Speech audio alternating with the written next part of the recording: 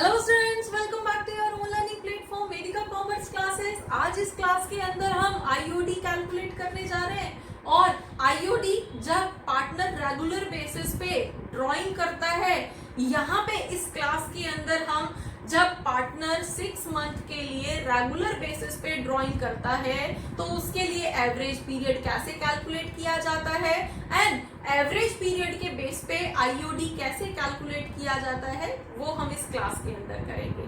ठीक है, so without wasting time let's start. हमारे पास जो एवरेज पीरियड का फॉर्मूला होता है that is months remaining after first drawing plus months remaining after last drawing divided by 2। ठीक है, इस तरह से करके हम एवरेज पीरियड कैलकुलेट करते हैं। अब वो जो ड्राइंग कर रहा है पार्टनर, वो कब कर रहा है? बिगिनिंग ऑफ द मंथ कर रहा है, मिड ऑफ द मंथ कर रहा है या एंड ऑफ द मंथ कर रहा है? अगर बिगिनिंग ऑफ द मंथ कर रहा है, हम यहाँ पे कैलकुलेट कर लेते हैं एवरेज पीरियड जब बिगिनिंग ऑफ द मंथ वो विड्रॉ करता है तो। और हम यहाँ पे एग्जांपल ले रहे हैं 6 मंथ्स के लिए। ठीक है, वो सिर्फ 6 मंथ्स के लिए विड्रॉ कर रहा है, पूरे साल के लिए नहीं कर रहा है। पूरे साल के लिए जब वो रेगुलर बेसिस पे विड्रॉ करता है उसके लिए एक सेपरेट वीडियो क्लास अपलोड की गई है। अगर आपने नहीं देखी है तो डिस्क्रिप्शन बॉक्स के अंदर दिया गया है, आप देख सकते हैं। ठीक है, अभी इस क्लास में हम 6 मंथ्स के लिए कैलकुलेट करेंगे। तो अब यहाँ पे जब उसने अगर उसने 1 अप्रैल को ही विड्रॉ कर लेता है और 6 मंथ तक ही ड्रॉइंग करनी है तो फर्स्ट ड्रॉइंग के बाद कितने मंथ्स बचेंगे? 6 मंथ ना, क्योंकि अप्रैल के स्टार्टिंग में ही पैसा विड्रॉ कर लिया तो पूरे 6 मंथ्स बचे हैं। प्लस लास्ट वो पैसा कब विड्रॉ करेगा?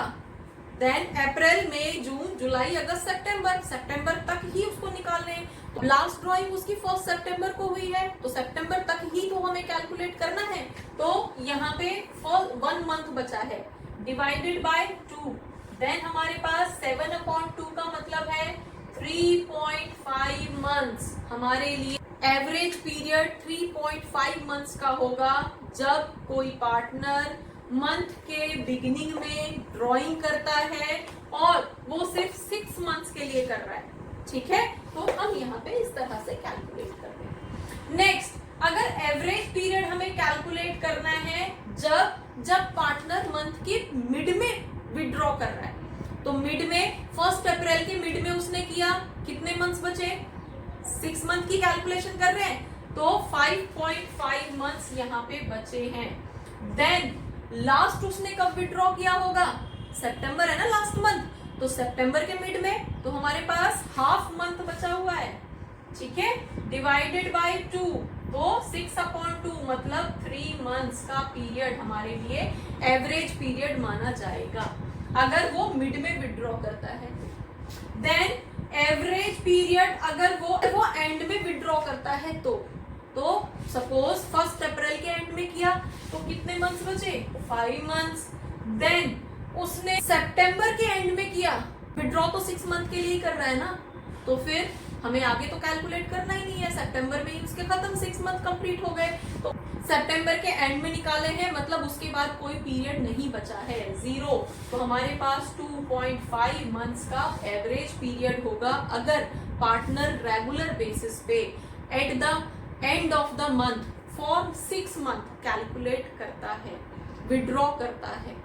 ठीक है, तो आईओडी कैलकुलेट कर लेते हैं। अब आईओडी का हमारा फॉर्मूला क्या था? IOD equals to total drawing into rate into average period upon 12, है ना।